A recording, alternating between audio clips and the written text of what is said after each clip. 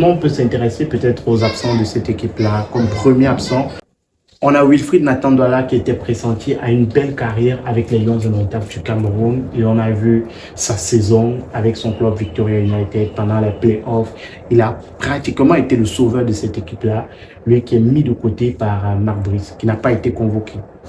Oui, il faut dire qu'on ne fait pas des choix purement par fantaisie ou purement pour faire plaisir à X ou à Y. Les choix, généralement, on convoque des joueurs. Écoutez, vous pouvez avoir... je suis dans la milieu de terrain. Et vous pouvez avoir l'impression que c'est peut-être parce que il y a autre chose. Non. Généralement, des choix, ce n'est pas juste pour entasser des gens à un même poste. C'est aussi en fonction de ce qu'on a déjà et ce qu'on n'a pas. C'est aussi en fonction de la place qu'on peut trouver pour quelqu'un ou de la place qui est libre, qui est encore vacante. Wilfried Ntambala a été convoqué par l'ancien sélectionneur, manager sélectionneur, parce que c'est la précision qu'il faut faire. Lui, il était à la fois manager sélectionneur. Il est allé avec ce garçon à la Coupe d'Afrique des Nations. Il ne lui a pas confié la moindre miette, la moindre seconde. Et ce qui est encore plus marquant, il n'a jamais mis son nom sur la feuille de match. Sur les 4 matchs joués par les Lions, Wilfried Ntambala n'a jamais été sur la feuille de match. Alors, pour ceux qui comprennent le football, la feuille de match, ça veut dire que tu as au moins la possibilité, tu peux espérer entrer même à la 95e minute, même avant que l'arbitre ne siffle la feuille du match. Non. Lui, il n'était même pas sur le banc de touche. Il était toujours de côté et prêt avec son baffle. En tribune. Il était toujours avec son baffle pour faire danser. Alors, finalement, il avait été appelé pour faire danser les Lions, faire danser même le public. Ngando Piquet, apparemment, étant trop fatigué, c'est lui qui devait faire le relais. Il devait être remplaçant dans Ngando Piquet. Donc, pourquoi est-ce qu'il a été appelé pour la Coupe d'Afrique des Nations s'il n'a pas été mis sur la feuille de match? On se dit qu'il y a peut-être un problème administratif qu'il faut peut-être d'abord régler avant de donner la chance à ce garçon en sélection. Lequel au niveau de son âge? Vous savez qu'il a fait l'objet d'une polémique très... voilà. Mais il a justifié son âge. Justifié, ça dépend. Ça a été justifié parce qu'on a des joueurs, après cette polémique-là, il n'était pas le seul. On parlait de plus de 70 joueurs du championnat local, son cas était le plus retentissant. Oui, parce qu'il est, il est la star du championnat camerounais aujourd'hui. Son cas, la star. C'est la plus grosse star du championnat camerounais. On ne va pas dire le contraire. Bon. Admettons. Mais il n'a pas été appelé. Pas parce qu'il n'a pas de talent, mais peut-être parce qu'à son poste, il y a trop de concurrence. Il y a des joueurs il y a trop de concurrence. Il y a trop de concurrence. Donc, à un moment donné, on ne fait pas les choix juste parce que c'est pour faire plaisir à X ou à Y. C'est aussi parce que on essaie de voir si au niveau du poste, du poste en question. Mais certains choix peuvent ne pas faire plaisir à X ou à Y. Et on peut les faire pour ça. Bon, que X ou Y ne soient pas contents, c'est le problème. Ils ne sont pas Marbrice. Du moment où Marbrice est assis sur son fauteuil de sélectionneur, il fait ses choix. Il fait des choix. Maintenant, je peux regretter aussi, dans la liste de ceux-là qui auraient pu, dont on regrette les absences, parfois, vous savez, dans le football, il est coutume que des sélectionneurs fassent des choix par complaisance. C'est-à-dire que, parce que des gens ont brillé dans le championnat local, on les sélectionne, on les amène. Bon, c'est pour... Parce que, vous savez, derrière ça aussi, il y a des retombées financières, notamment quand c'est pour des compétitions internationales. Pour les clubs aussi. Voilà, pour les clubs, justement. Parce que quand vous sélectionnez un joueur du championnat local, il y a certains montants qui sont versés.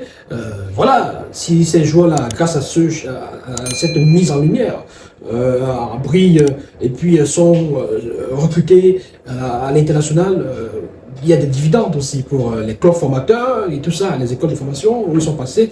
Donc, c'est une aubaine.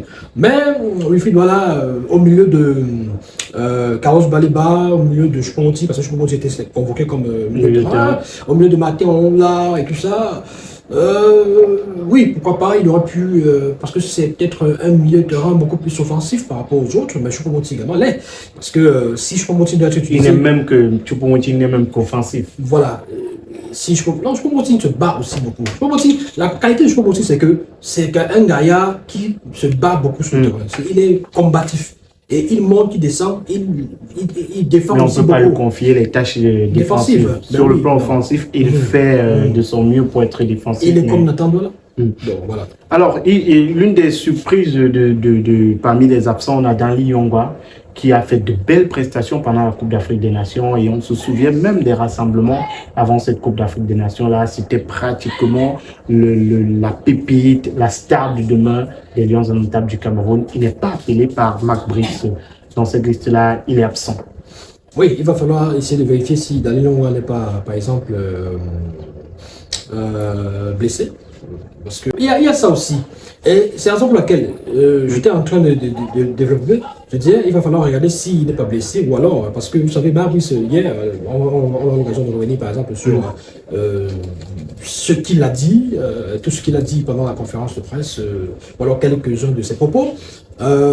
Pour une fois, on a vu un coach expliquer des choix, expliquer pourquoi X ou Y ne sont pas là. Donc, je pense que par rapport à Danley Yongwa, justement, c'est bien de préciser.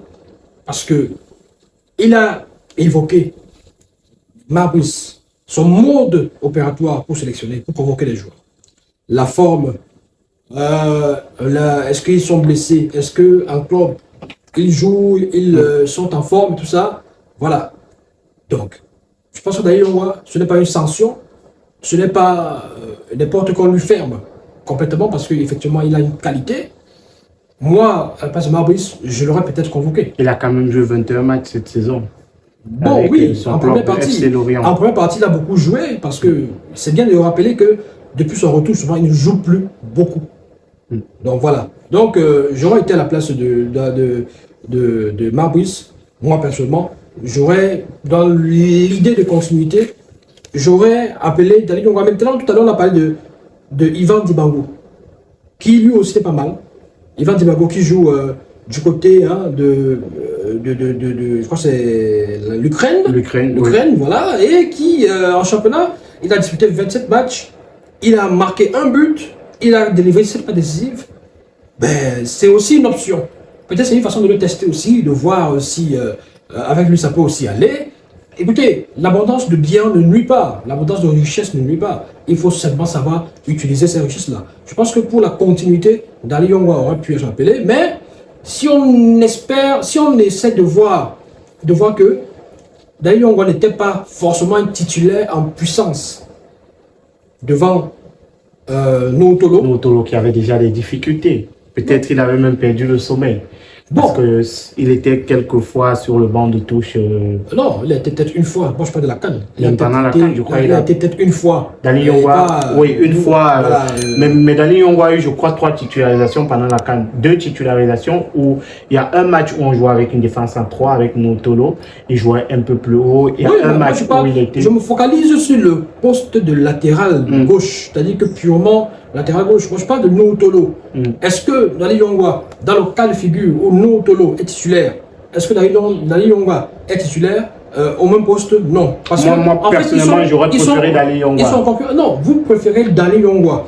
Parce que c'est aussi le frère de votre ami. Non, pas parce que c'est le frère, parce que moi, j'apprécie, on parle des lacunes offensives de Nootolo. Moi, j'apprécie les latéraux qui peuvent faire des remontées, qui jouent extrêmement offensif. Il faut se rappeler ce que j'ai dit tout à l'heure. J'ai dit tout à l'heure, quand on parle de Ivan Dibango, qu'il est très offensif, d'après ce que je vois. Parce qu'il a 27 matchs joués, un but marqué et 7 passes décisives délivrées. Donc, ça veut dire que c'est un bon latéral qui avance beaucoup. Parce que pourquoi latéral est 7 passes décisives? Ça veut dire que le gars, pratiquement, il dort devant. C'est-à-dire que c'est quelqu'un qui, sur le plan offensif, il est tellement fort. Maintenant, j'ai précisé que Nootolo, c'est l'une de ses faiblesses. C'est-à-dire que Nootolo, c'est beaucoup plus un milieu un latéral, un défenseur. Il est beaucoup plus défenseur. Et c'est aussi une qualité. C'est-à-dire que C'est le moindre mal, en fait, Moutolo. Pour les joueurs, pour les sélectionneurs qui veulent jouer défensif, Non, qui pas- veulent qui avoir veulent deux verrouiller, compartiments, qui veulent- oui. écoutez, qui Donc, on veulent a un verrouiller. compartiment complètement défensif et un autre complètement offensif. Non, pour les sélectionneurs qui veulent complètement avoir l'assurance En défense. en défense, Mm. ou sur le côté, c'est-à-dire que pour bloquer Mohamed Salah, pour bloquer X, pour bloquer Y, pour bloquer Anthony à la Coupe du Monde, comme on l'a vu, Moutolo, c'est la solution. Or, vous avez un Dali Nyongwa ou un Ivan Dibango sur ce côté. Eux, ils sont très offensifs et défensivement, ils peuvent avoir des lacunes. Et c'est peut-être Non, les ils sont choix qui aussi sont... très bons. C'est vrai que le retour est parfois facile en cas de contre-attaque, est difficile en cas de contre-attaque. On a vu Enzo Parce qu'on Chateau, est sorti. on a vu Enzo Chateau face au Nigeria, on les a vus. Voilà, c'est pas non plus, c'est pas évident.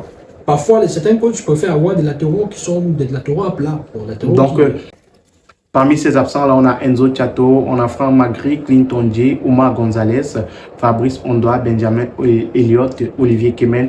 Et on va peut-être sortir avec le cas de Jean Onana.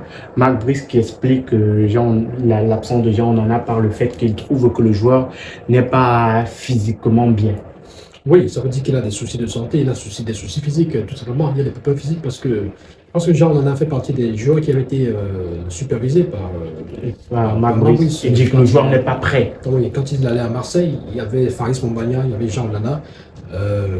Écoutez, je pense que c'est un coach qui semble être méthodique et qui semble être véridique.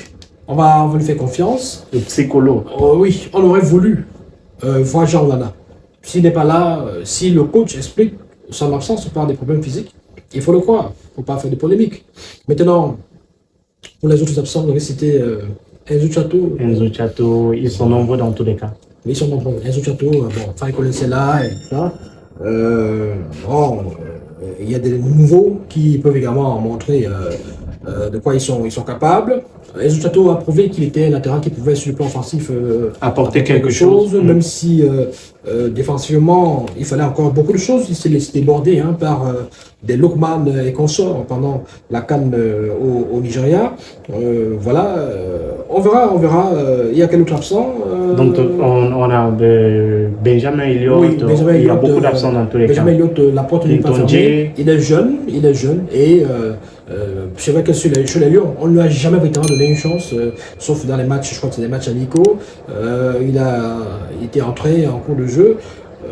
Bon, écoutez, on aura l'occasion de voir de quoi il est capable.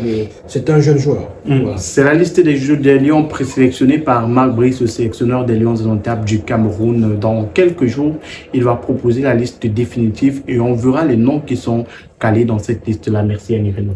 Merci, mon cher Magic, on n'a pas évoqué, juste en quelques mots, le retour du milliardaire chinois. Le milliardaire chinois Christian Bassoro, C'est un événement. Bon. qui est dans cette liste-là. Bah, écoutez, il va peut-être. Très bonne performance en Turquie ces derniers temps. Et c'est la doublure de. Comment il Sur le s'appelle côté droit, Brian Brian Bowman. Bowman. Voilà. Bon, c'est une solution aussi parce qu'on s'est peut-être rendu compte qu'il n'y avait pas de délié à l'absence de Brian Bowman. C'était difficile parce que notre ami, comment il s'appelle, Moumi Gamale, avait un peu souffert pendant la CAN pour pouvoir justement transpercer les défenses adverses. Écoutez, voilà. Merci à tous d'avoir regardé la vidéo. On se donne rendez-vous très prochainement. N'hésitez surtout pas à donner vos propres avis en commentaire. Qui auriez-vous souhaité avoir dans cette liste-là? Qui sont les joueurs qui, d'après vous, ne méritent pas leur place dans cette liste? C'est en commentaire que ça se passe. Likez la vidéo, partagez avec vos proches. Et si vous êtes nouveau, abonnez-vous, cliquez sur la cloche de notification. Au revoir.